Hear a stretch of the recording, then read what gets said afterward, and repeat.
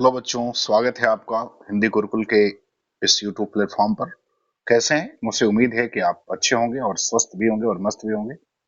और चूंकि इस टेट की परीक्षा की डेट भी है, तो मेरी कोशिश है कि आपको अच्छे अच्छे क्वेश्चंस जो है वो वीडियो के माध्यम से उपलब्ध कराया जाए। और अगर आप मेरे इस चैनल पर नए हैं तो आप इसको सब्सक्राइब जरूर कर लें, और अगर आपने पहले से सब्सक्राइब किया है तो फिर आप इसको लाइक और शेयर जरूर करें। तो चलिए देखते हैं आज की पहला जो आज का सवाल है वो क्या है। चलिए, कह रहा है कि भाषा अधिगम की अचेतन प्रक्रिया कौन सी है। कह रहा है कि भाषा अधिगम की अचेतन प्रक्रिया जो है वो कौन सी है। तो आपको उत्तर बताना है। भाषा अर्जन, भाषा अधिगम, भाषा शिक्षा या भाषा शिक्षण। तो आपको बताना है कि अचेतन जो प्रक्रिया है वो क्या है। तो देखो बच्चों, भाषा अधिगम की जो अचेतन प्रक्रिया है वो भाषा अर्जन है। वो कौन सी है? वो भाषा अर्जन होता है।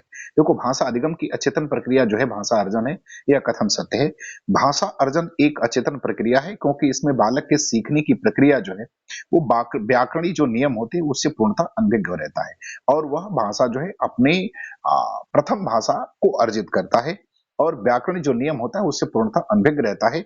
बच्चे को जो है, बालक को भाषा के व्याकरण का कोई भी ज्ञान नहीं होता है, बल्कि वह अपने परिवेश से और जिस समाज में वो रहता है उससे जो है उस भाषा को क्या करता है, ग्रहण करता है। ठीक है। चलिए, अब आते हैं सवाल नंबर दूसरा। दूसरा क्या कह रहा है? कह रहा है निम्नलिखित में से कौन सा प्रथम भाषा के अर्जन में महत्वपूर्ण कारक है। कह रहा है कि निम्नलिखित में से कौन सा प्रथम भाषा के अर्जन में महत्वपूर्ण कारक है। ए शिक्षक, बी विद्यालय, सी अवसरों की प्रकृति, और डी पहचान तथा प्रोत्साहन। तो आपको बताना है कि भाषा के अर्जन में महत्वपूर्ण कारक क्या है। शिक्षक है, विद्यालय है, अवसरों की प्रवृत्ति है, पहचान तथा प्रोत्साहन है। तो आपको ये बताना है कि इसमें का उत्तर सही क्या होगा। तो देखो बच्चों, जो दूसरे का उत्तर सही हो जाएगा वो सही हो जाएगा सी, अर्थात अवसरों की प्रवृत्ति होता है। देखो, बालक अपने घर परिवार और आसपास के परिवेश से प्रथम भाषा को क्या करता है, सीखता है। तथा प्रथम भाषा मातृभाषा के सफल प्रयोग के लिए भाषा के समृद्ध परिवेश के साथ साथ अवसरों की जो उपलब्धता होती है वो अति आवश्यक होती है। और बालक को जहां सुनने आ, व और बोलने के अधिक अवसर मिलते हैं, उसका प्रथम भाषा का विकास दक्षता के साथ जो है वो होता है। इसलिए जो इसका उत्तर सही हो जाएगा वो अवसरों की प्रवृत्ति हो जाएगी। चलिए, तीसरा सवाल देखते हैं। तीसरा क्या कह रहा है? कह रहा है ज्ञान की अचेतन स्वीकृति जहां सूचनाएं संप्रेषण के माध्यम से मस्तिष्क में एकत्र होती हैं, उसे भाषा के किस रूप में जाना जाता है। कह रहा है कि ज्ञान की अवचेतन स्वीकृति जहां सूचनाएं संप्रेषण के माध्यम से मस्तिष्क में एकत्र होती हैं, उसे भाषा के किस रूप में जाना जाता है। ए अधिगम, बी विकास, सी अर्जन और डी कार्य। तो आपको बताना है कि इसका उत्तर जो है वो क्या सही होगा। बताइए इसका उत्तर क्या सही होगा। तो देखो बच्चों, इसका उत्तर जो सही हो जाएगा वो सही हो जाएगा अर्जन। तो तीसरे का उत्तर क्या सही हो जाएगा? अर्जन सही हो जाएगा। यह वह प्रक्रिया जिसके द्वारा मानव भाषा को ग्रहण करने एवं समझने की क्षमता अर्जित करते हैं तथा बातचीत करने के लिए शब्दों एवं वाक्यों का प्रयोग करते हैं, भाषा अर्जन कहलाता है। भाषा अर्जन एक अवचेतन प्रक्रिया है। इसमें सूचनाएं संप्रेषण के माध्यम से मस्तिष्क में एकत्र होती हैं। इसमें जो सूचनाएं होती हैं किसके माध्यम से? तो संप्रेषण के माध्यम से मस्तिष्क में एकत्र होती हैं। ठीक है। चलिए, अब देखते हैं चौथा सवाल क्या कह रहा है। कह रहा है कि विद्यार्थी भाषा अर्जित करते हैं। चौथा कह रहा है कि विद्यार्थी भाषा अर्जित करते हैं। ए भाषा की संरचना का विश्लेषण करके, बी भाषा के साहित्य का अध्ययन करके, सी उस भाषा को बोलने वालों की संस्कृति के बारे में सीखकर, या डी प्राकृतिक अंतः क्रियात्मक वातावरण में भाषा का उपयोग करके। तो आपको उत्तर इसका बताना है कि शिक्षार्थी भाषा अर्जित करते हैं। चौथा का उत्तर क्या होगा? तो चौथे का उत्तर बताना है आपको। तो देखो, चौथा का जो उत्तर हो जाएगा वो हो जाएगा डी हो जाएगा। कौन सा उत्तर होगा? डी उत्तर इसका हो जाएगा। प्राकृतिक अंतः क्रियात्मक वातावरण में भाषा का क्या करके उपयोग करके। देखो, भाषा अर्जन की प्रक्रिया में बालक को एक प्राकृतिक संप्रेषण स्रोत की आवश्यकता होती है। बात को समझ लेना। देखो क्या कह रहे हैं। देखो, भाषा अर्जन की प्रक्रिया में बालक को एक प्राकृतिक संप्रेषण स्रोत की क्या होती है? आवश्यकता होती है। और इस तरह के माध्यम में वह भाषा को क्या करता है? सीख लेता है। अर्थात बालक वातावरण और लोगों के बीच में क्या करता है? अंतःक्रिया करता है, और उसी के माध्यम से भाषा को क्या करता है? वो अर्जित करता है। इसलिए इसका उत्तर जो है वो डी सही हो जाएगा। ठीक है। चलिए, अगला सवाल देखिए। मुझे उम्मीद है कि आपको प्रश्न जो है समझ में आ रहे होंगे। चलिए, क्या कह रहा है पांचवा। करेक्ट, जहां वर्तमान और भविष्य दोनों में समान तत्व या घटक होते हैं तो वहां सीखने के हस्तांतरण की कौन सी सुविधा होती है? कह रहा है कि जहां वर्तमान और भविष्य दोनों में समान तत्व या घटक होते हैं तो वहां सीखने के हस्तांतरण की कौन सी सुविधा होती है? ए सकारात्मक हस्तांतरण, बी एक स्थानांतरण, सी शून्य हस्तांतरण और डी नकारात्मक हस्तांतरण। तो आपको बताना है कि इसका उत्तर कौन सा सही होगा। तो पांचवें का उत्तर आपको बताना है। तो देखो बच्चों, पांचवा का जो उत्तर हो जाएगा इसको कहते हैं हम लोग सकारात्मक हस्तांतरण कहते हैं। क्या कहते हैं? सकारात्मक हस्तांतरण कहते हैं। देखो, जब एक परिस्थिति में सीखा गया ज्ञान किसी नवीन परिस्थिति या विषय को सीखने में सहायता करता है तो उसे हम सकारात्मक हस्तांतरण कहते हैं। फिर से समझ लो क्या कह रहा है। कह रहा है कि जब एक परिस्थिति में सीखा गया ज्ञान किसी नवीन परिस्थिति या विषय को सीखने में सहायता करता है तो उसे हम सकारात्मक हस्तांतरण कहते हैं। और इसमें वर्तमान और भविष्य दोनों में समान तत्व या घटक होते हैं, तभी वे एक दूसरे के काम में सुविधा ला सकते हैं। इसलिए जो है इसका उत्तर कौन सा सही हो जाएगा? ए सही हो जाएगा। चलिए अब देखते हैं छठवां सवाल। क्या कह रहा है? कह रहा है कि जीवन के आरंभिक दौर में मातृभाषा सीखने का सबसे प्रमुख स्रोत है। क्या कह रहा है? कह रहा है कि जीवन के आरंभिक दौर में मातृभाषा सीखने का सबसे प्रमुख स्रोत क्या है? आपको बताना है कि जीवन के आरंभिक दौर में मातृभाषा को सीखने का सबसे प्रमुख स्रोत क्या है? ए पुस्तक, बी विद्यालय, सी परिवार और डी संचार। तो आपको बताना है कि इसमें से कौन सा स्रोत है जीवन के आरंभिक दौर में। तो छठवां का उत्तर बताइए। तो देखो बच्चों, इसका उत्तर सीधा सीधा हो जाएगा, परिवार होता है। इसका उत्तर क्या हो जाएगा? इसका उत्तर जो है वो परिवार हो जाएगा। देखो बच्चों में भाषा अर्जन व भाषा सीखने की प्रक्रिया जन्म लेने के बाद से ही प्रारंभ हो जाती है। अर्थात बालक अपने घर परिवार और आसपास के परिवेश से जो भी प्रथम भाषा सीखता है वह उसकी मातृभाषा कहलाती है। अतः जीवन के आरंभिक दौर में मातृभाषा को सीखने का प्रमुख स्रोत जो होता है वो परिवार हो जाता है। ठीक है, चलिए अगला सवाल देखिए क्या कह रहा है। सातवां क्या कह रहा है? कह रहा है कि प्रारंभिक स्तर पर भाषा सीखने से तात्पर्य क्या है? कह रहा है कि प्रारंभिक स्तर पर भाषा सीखने से तात्पर्य है। ए भाषा का व्याकरण सीखना, बी उच्च स्तरीय साहित्य पढ़ना, सी भाषा का प्रयोग सिखाना और डी भाषा वैज्ञानिक तथ्य स्पष्ट करना। आपको बताने कि इसका उत्तर क्या होगा, भाषा सीखने का तात्पर्य क्या है। तो सातवें का उत्तर आपको बताना है कि भाषा सीखने का तात्पर्य क्या होगा। तो देखो, भाषा सीखने का प्राथमिक स्तर पर तात्पर्य क्या होता है? भाषा का प्रयोग सिखाना। क्या सिखाना? भाषा का प्रयोग सिखाना। देखो, प्राथमिक स्तर पर भाषा सिखाने का तात्पर्य है भाषा का प्रयोग सिखाना, जो बच्चों में भाषा ज्ञान के प्रति जिज्ञासा उत्पन्न करता है, जिससे बच्चे भाषा ज्ञान के प्रति सक्रिय होते हैं और कुशलतापूर्वक भाषा का प्रयोग करना जो है वो सीख जाते हैं। इसलिए उत्तर कौन सा सही होगा? सी होगा। चलिए आठवां देखिए क्या कह रहा है। कह रहा है कि सबसे उचित विकल्प चुनिए। भाषा अर्जन और भाषा अधिगम में मुख्य अंतर क्या है? कह रहा है कि सबसे उचित विकल्प सुनिए, आठवें का उत्तर बताना है। सबसे उचित विकल्प पूछ रहा है कि भाषा अर्जन और अधिगम में मुख्य अंतर क्या है? पाठ्य पुस्तक के अभ्यासों का अभ्यास करने का, स्वाभाविकता का, भाषा के नियमों को स्मरण करने का या भाषा लेखन के अभ्यास का। तो देखो बच्चों, भाषा अर्जन और अधिगम का जो सबसे मुख्य अंतर होता है वो होता है स्वाभाविकता का। क्या होता है?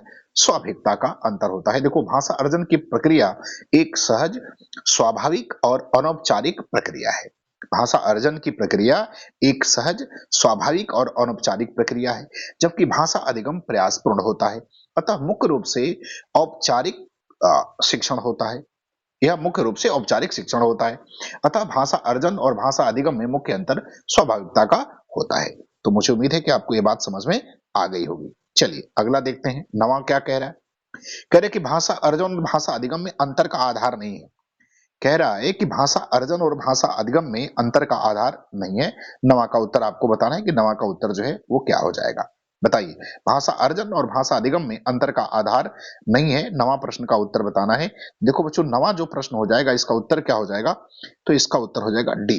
क्या हो जाएगा? डी हो जाएगा, कुशलता। तो नवे का उत्तर क्या हो जाएगा? कुशलता। देखो, भाषा अर्जन और भाषा अधिगम में अंतर का आधार कुशलता नहीं है, क्योंकि भाषा अर्जन और भाषा अधिगम दोनों ही प्रक्रिया में बच्चों के भाषा कुशलता का विकास होता है। क्या होता है? भाषा कुशलता का विकास होता है, इसलिए जो है यह अंतर नहीं होता है। ठीक, चलिए अगला देखिए क्या कह रहा है। कह रहा है कि निम्नलिखित में से कौन सी भाषा शिक्षण की अवधारणा नहीं है। कह रहा है कि निम्नलिखित में से कौन सी भाषा शिक्षण की अवधारणा नहीं है? मौन अवधि, बी त्रुटि विश्लेषण, सी घुमावदार और डी पृष्ठपोषण। तो आपको बताना है 10वां का उत्तर क्या होगा। 10वां का क्या बताना है? उत्तर बताना है कि 10वें का उत्तर जो है वो क्या होगा। मौन अवधि, त्रुटि विश्लेषण, सी घुमावदार या डी पृष्ठपोषण।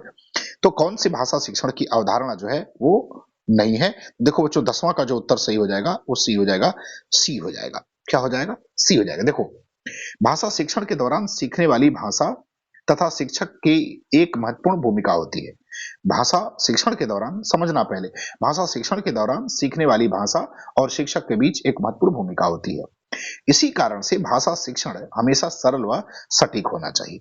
अतः हम कह सकते हैं कि घुमावदार भाषा भाषा शिक्षण की विशेषता नहीं है। मौन अवधि में शिक्षक के चुप रहकर शिक्षार्थियों के बीच वार्तालाप का संचार बनाए रखना, त्रुटि विश्लेषण में छात्र त्रुटियों का कारण जानते हैं तथा पृष्ठ पोषण में छात्रों को त्रुटियां बताकर उसमें से क्या किया जाता है? सुधार किया जाता है। तो मुझे उम्मीद है कि आपको इस चारों के बारे में पता चल गया होगा। ठीक है, चलिए अगला देखते हैं। 11 में क्या कह रहा है? कह रहा है कि शिक्षार्थी सुविचारित साधनों के माध्यम से भाषा सीखते हैं, यह क्या कहलाता है? क्या कह रहा है पहले समझ लो। कह रहा है कि शिक्षार्थी सुविचारित साधनों के माध्यम से भाषा सीखते हैं, तो यह क्या कहलाता है? ए भाषा का अधिगम, बी भाषा का अर्जन, सी भाषाई व्यवस्था का अधिगम और डी व्याकरण का अधिगम। तो आपको बताना है कि 11 का उत्तर क्या हो जाएगा। 11 का उत्तर आपको बताना है कि शिक्षार्थी सुविचारित साधनों के माध्यम से भाषा सीखते हैं, यह क्या कहलाता है? आपको बताना है 11 का उत्तर क्या होगा। तो देखो बच्चों 11 का उत्तर जो हो जाएगा वो ए हो जाएगा। क्या हो जाएगा? इसको हम क्या कहते हैं? इसको कहते हैं भाषा का अधिगम। अब देखो कैसे, देखो बालकों में भाषा सीखने की क्षमता जन्मजात होती है तथा भाषा अधिगम भाषा के विकास का वह भाग है जो एक ऐसी प्रक्रिया को संदर्भित करता है जो जीवन में जल्दी शुरू होती है, जिसके द्वारा बच्चे भाषाओं के माध्यम से भावनाओं को समझना, व्यक्त करना शुरू करते हैं। यह एक कृत्रिम प्रक्रिया है। अतः भाषा अतः भाषा का अधिगम जो है सुविचारित साधनों के माध्यम से भाषा सीखने में मदद करता है तथा व्याकरणिक नियमों को सीखना व्याकरण का अधिगम कहलाता है। ठीक, तो इसका उत्तर क्या हो जाएगा? पहला सही हो जाएगा। ठीक है, चलिए अगला देखते हैं। 12 क्या कह रहा है? कह रहा है कि मानस मंथन गतिविधि सहायता करती है। कह रहा है कि मानस मंथन गतिविधि सहायता करती है। ए रचनात्मक विचारों के सृजन में, बी मस्तिष्क पर बल देने में, सी प्रश्न पूछने में और डी प्रतिपुष्टि प्रदान करने में। तो आपको 12 का उत्तर बताना है कि मानस मंथन गतिविधि सहायता किसमें करती है। तो 12 का उत्तर आपको बताना है। तो देखो बच्चों 12 का उत्तर जो सही हो जाएगा वो क्या होगा? ए सही हो जाएगा, रचनात्मक विचारों के सृजन में। देखो मानस मंथन रचनात्मक सोच को उत्तेजित करने के लिए सबसे पुरानी और सबसे प्रसिद्ध तकनीकी है। जब यह जटिल और महत्वपूर्ण समस्याओं को हल करने के लिए सबसे उपयोगी आयाम है, अतः यह विधि रचनात्मक विचारों के सृजन में सहायक है। मस्तिष्क में उथल पुथल से मस्तिष्क का पर बल देना, समस्याओं को प्रश्नों के द्वारा पूछना, प्रश्न पूछने में सहायक है तथा प्रतिपुष्टि अपने कार्य का आकलन करने में सहायक होता है। प्रतिपुष्टि जो होता है वो क्या करने में? आकलन करने में जो है वो सहायक होता है। तो मुझे उम्मीद है कि आपको ये बात समझ में आ गई होगी। चलिए अगला क्या कह रहा है? कह रहा है कि मिश्रित अधिगम कौन सा है? कह रहा है कि मिश्रित अधिगम कौन सा है? ए व्याकरण अनुवाद विधि और संप्रेषण तथा भाषा का शिक्षण, बी भाषा शिक्षण के लिए दो ऐप के मिश्रण का प्रयोग, सी एक ही कक्षा में दो भाषाएं सीखना और डी पारंपरिक अधिगम और वेब आधारित ऑनलाइन उपागम। आपको बताना है कि मिश्रित शिक्षण जो है वो मिश्रित अधिगम कौन सा है। तो इसका उत्तर आपको बताना है। मिश्रित अधिगम कौन सा है? ए वाला सही होगा, बी या सी या डी। तो देखो बच्चों मिश्रित अधिगम जो सही होगा इसका उत्तर डी वाला सही हो जाएगा। कौन सा सही होगा? डी पारंपरिक अधिगम और वेब आधारित ऑनलाइन उपागम को हम क्या कहते हैं? मिश्रित अधिगम कहते हैं। देखो मिश्रित अधिगम में पारंपरिक अधिगम जो है मतलब कक्षा कक्ष के अंदर जहां शिक्षक तथा बालक एक दूसरे के सामने बैठते हैं तथा वेब आधारित जो ऑनलाइन उपागम दोनों प्रकार के उपागमों में उपयोग किया जाता है। अतः मिश्रित अधिगम पारंपरिक अधिगम और वेब आधारित अधिगम ऑनलाइन उपागम का मिश्रण होता है, इसलिए उत्तर जो है वो डी सही हो जाएगा। चलिए 14 सवाल में क्या कह रहा है? कह रहा है कि एलएसी विद्यालय और महाविद्यालयों के पाठ्यक्रमों के लिए शब्द है को विदेशी भाषा का अध्ययन करने की अनुमति देता है। ये एलएसी का अर्थ क्या है? आपको बताना है कि एलएसी का अर्थ क्या है। यह विद्यालय और महाविद्यालय के पाठ्यक्रमों की मदद करता है, विदेशी भाषा का अध्ययन करने की स्वीकृति देता है या अनुमति देता है। तो एलएसी का अर्थ क्या है? A language across coaching, B language across the curriculum, C language across content और D language across the class. तो आपको बताना है कि एलएसी का पूर्ण रूप क्या होता है। कौन सा रूप होगा भाई? 14 का उत्तर बताइए। तो देखो बच्चों 14 का जो उत्तर सही हो जाएगा वो बी सही हो जाएगा। कौन सा सही हो जाएगा? बी सही हो जाएगा। बी सही हो जाएगा। इसको क्या कहते हैं? इसको कहा जाता है। एलएसी का जो पूर्व फॉर्म होता है वो होता है लैंग्वेज अक्रॉस द करिकुलम। क्या होता है? करिकुलम, करिकुलम लिखा है, करिकुलम होता है एक दृष्टिकोण जो शिक्षार्थियों को विदेशी भाषा में विभिन्न मुद्दों पर चर्चा करने के लिए अपने कौशल का उपयोग करने के अवसर प्रदान करता है। यलेशी कहलाता है। भाषा मानसिक गतिविधि और संज्ञानात्मक परिशुद्धता का समर्थन करती है। भाषा जो है वो मानसिक गतिविधि और संज्ञानात्मक परिशुद्धता का समर्थन करती है तथा शैक्षणिक उद्देश्यों के लिए भाषा विचारों को अधिक स्पष्ट रूप से व्यक्त करने में मदद करती है। ठीक, चलिए अगला देखते हैं। अंतिम सवाल आज का, भाषा अर्जन है। अंतिम सवाल 15वां क्या कह रहा है? कह रहा है कि भाषा अर्जन है तो आपको बताना है सहज स्वाभाविक होता है, प्रयासपूर्ण होता है, शिक्षक की आवश्यक उपस्थिति की मांग करता है या कक्षा की भाषा की कक्षा में ही संभव है। तो देखो भाषा अर्जन जो है वो सहज होता है और क्या होता है? स्वाभाविक होता है। तो ए उत्तर सही हो जाएगा। भाषा अर्जन में बालक वातावरण और लोगों के बीच अंतःक्रिया से भाषा अर्जित करता है। इसमें बालक अपने घरेलू परिवेश में भाषा आसानी से सीखता है तथा भाषा अर्जन में शिक्षक की उपस्थिति आवश्यक नहीं होती है और बच्चे भाषा को सहज और स्वाभाविक रूप से क्या करते हैं? सीखते हैं। तो मुझे उम्मीद है कि आपको इस 15 प्रश्न और इस 15 प्रश्नों के उत्तर और मेरे द्वारा इसके कुछ जो व्याख्याएं बताई गई हैं आपको अच्छी लगी होंगी, पसंद, तो फिर आप मेरे इस चैनल को शेयर और सब्सक्राइब जरूर करें। धन्यवाद।